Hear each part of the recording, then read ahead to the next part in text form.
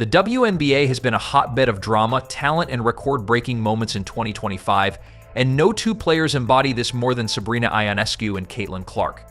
On June 14, 2025, the New York Liberty handed the Indiana Fever a crushing defeat, flipping the script on their earlier matchup and leaving fans buzzing. The jealousy is real. The jealousy is real.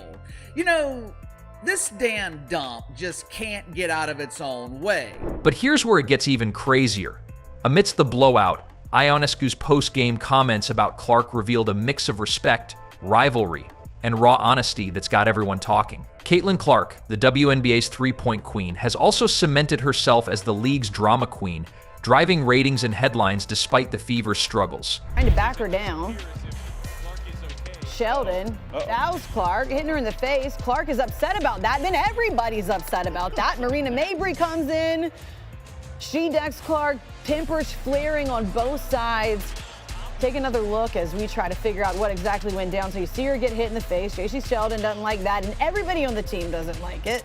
And you'll never guess how it ends. Clark's impact, even in defeat, is reshaping the WNBA's future. Let's dive into the game, the drama, and what Ionescu really thinks of her rival.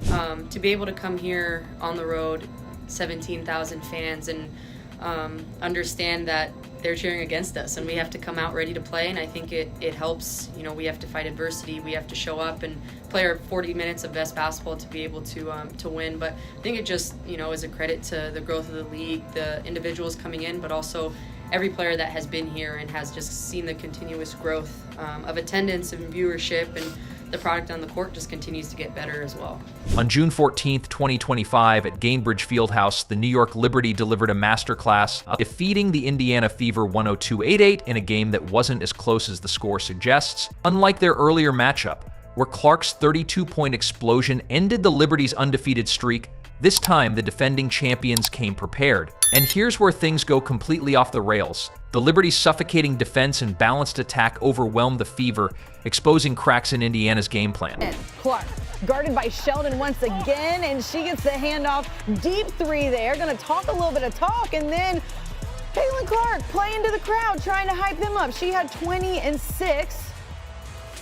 The Fever started strong, with Clark dropping 14 points in the first quarter, including 3 three-pointers that reminded everyone why she's the league's premier sharpshooter. But that's just the beginning. The Liberty adjusted after halftime, with Ionescu and Brianna Stewart leading a 1-7-0 run in the third quarter that turned a competitive game into a rout. Ionescu finished with a game-high 34 points, shooting 11 of 20 from the field and 4 of 10 from beyond the arc, while Stewart added 24 points and 5 rebounds. Nyara Sabely, filling in for the injured Jonquel Jones, contributed 10 points and 9 rebounds, showcasing the Liberty's depth. You've got competitive women who are the best in the world at what they do, right? And when you allow them to play physical and you allow these things to happen, they're going to compete.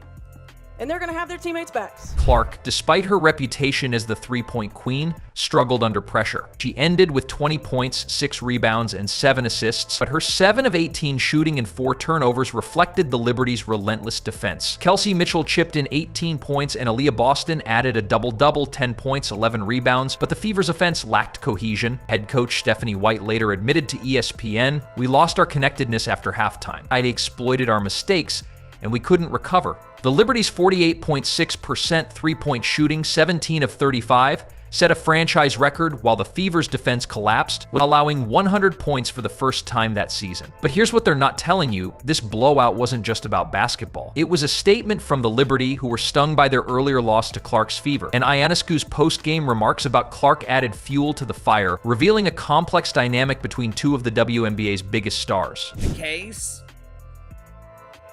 Actually, you might even be factually correct in saying that Caitlin Clark is now more popular than the NBA regular season.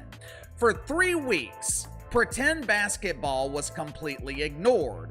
For 3 weeks, the WNBA dump was given a reality check. Caitlin Clark isn't just rewriting the WNBA record book, she's redefining the league's cultural landscape. Her sophomore season has solidified her as the three-point queen, with 7 three-pointers in the June 14th game tying her career high. Her ability to drain logo threes and create shots off the dribble is unmatched, as evidenced by her breaking Sabrina Ionescu's record for most 25-point, 10 assist Game 6 in just 42 games compared to Ionescu 5 in 144. But hold on, it gets even better. Clark's flair for the dramatic, both on and off the court, has made her the WNBA's undisputed drama queen. It's the first time Kennedy Burke has missed a 3 in the last 3 games. She had made 7 in a row over her last 2.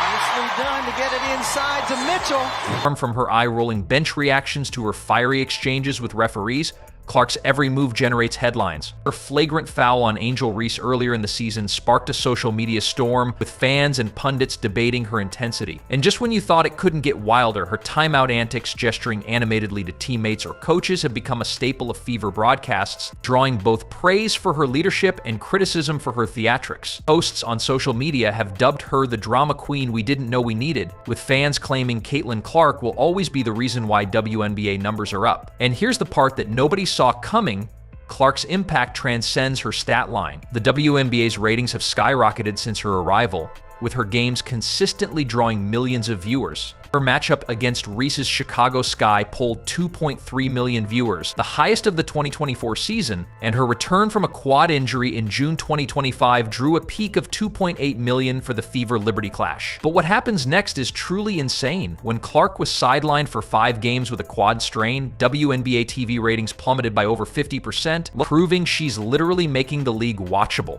The Fever's 2-3 record without her underscored her value as their offense sputtered, scoring just 58 points in a loss to the Atlanta Dream. You know, teams are going to go on runs, and that's just kind of how basketball goes. It's a game of runs, and understanding when they did go on their run what we were not executing well on defense, and I think in that fourth quarter we just understood we were right there to be able to close out the game, and we just had to get stops defensively and take our best shots offensively, and that's exactly what we did to be able to win the way that we did and not let them creep back into that game. This is where it gets really interesting. Clark's ability to draw crowds, sell jerseys, and dominate social media has made her the WNBA's biggest asset. Her jersey outsells every other player's globally, and international viewership on WNBA League Pass surged 168% in 2025, largely attributed to her. Fans from Hong Kong flew 22 hours to watch her play, a testament to her global reach. But here's what makes this even crazier. Despite her undeniable impact, Clark's flair for drama, whether it's a heated moment with a ref or a viral timeout rant, has polarized fans, making her both a hero and a lightning rod. Sabrina Ionescu, the Liberty's star guard and a 3-time WNBA All-Star,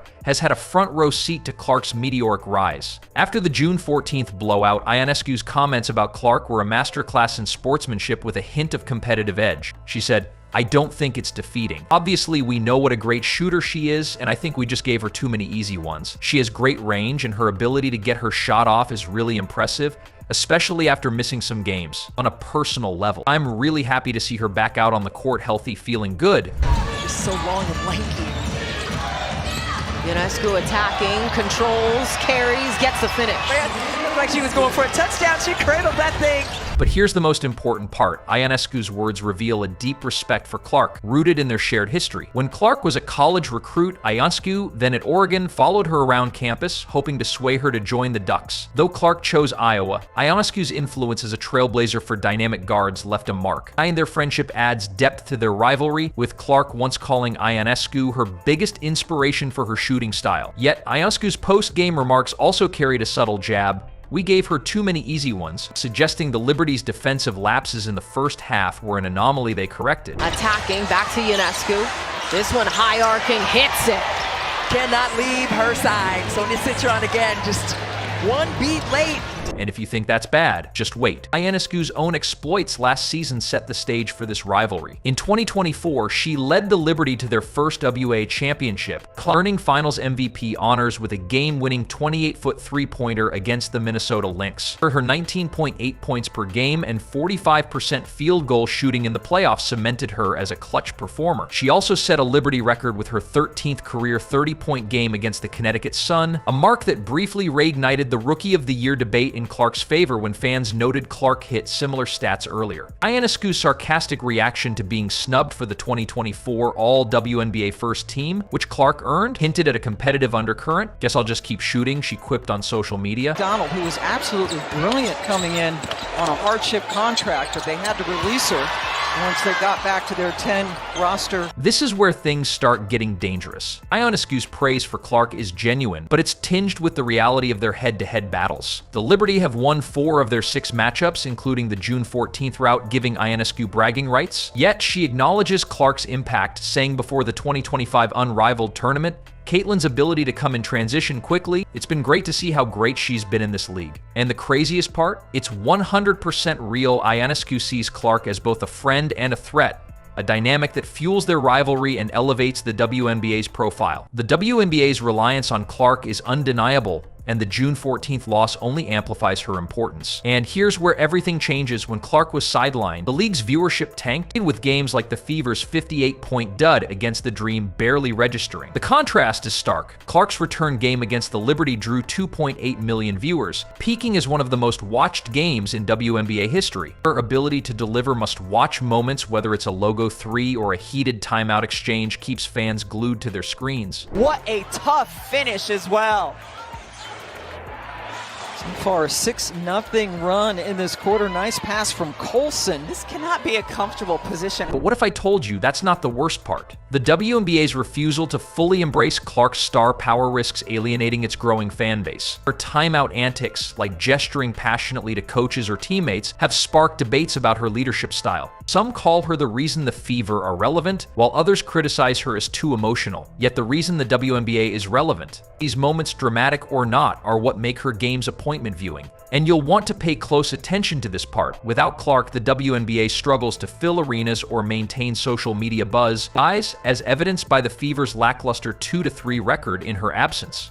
This is where it all falls apart, or comes together, depending on your perspective. Clark's blend of skill and drama has made her the WNBA's biggest draw, but Ionescu's steady excellence keeps her in the conversation. The Liberty Stars' historic 14th 30-point game on June 14th, surpassing every Liberty legend, proves she's not just a supporting act. Her ability to match Clark bucket for bucket while maintaining composure, like her calm response to Clark's hot start, shows why she's a champion. 3 defenders there momentarily.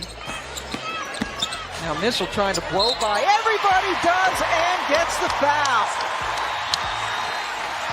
But here's something most people completely miss. Ionescu and Clark are 2 sides of the same coin. Both are elite shooters pushing the boundaries of women's basketball, with Ionescu's mentorship and Clark's raw talent creating a rivalry that's good for the game. Their June 14th clash, despite the Fever's loss, drew 2.2 million viewers, underscoring their combined star power. And by the end of this, you'll understand why this is so important. Clark's drama and Ionescu's poise are driving the WNBA's surge, but the league must balance their narratives to sustain its growth. Till last night, this one. Oh, that's a nice little fake by Boston. The June 14th, 2025 blowout was a wake-up call for the Fever and a testament to the Liberty's dominance, but it's the Clark-Ionescu dynamic that steals the show. Ionescu's heartfelt yet competitive take on Clark, "I'm happy she's back," we gave her too many easy ones, captures their respect and rivalry. Clark, the 3-point and drama queen, is the WNBA's lifeline, with her absence causing a ratings blackout that proves her worth. And the final twist, it's something no one expected. This rivalry could define the WNBA's future, with Clark's flair and Ionescu's grit pushing the league to new heights. Stick around, because the next part will change the way you see everything. Their July rematches at Barclays Center promise more fireworks, and the WNBA's fate hangs in the balance. If you enjoyed this video, please leave a like, share, and subscribe to our YouTube channel for more updates. Stay tuned.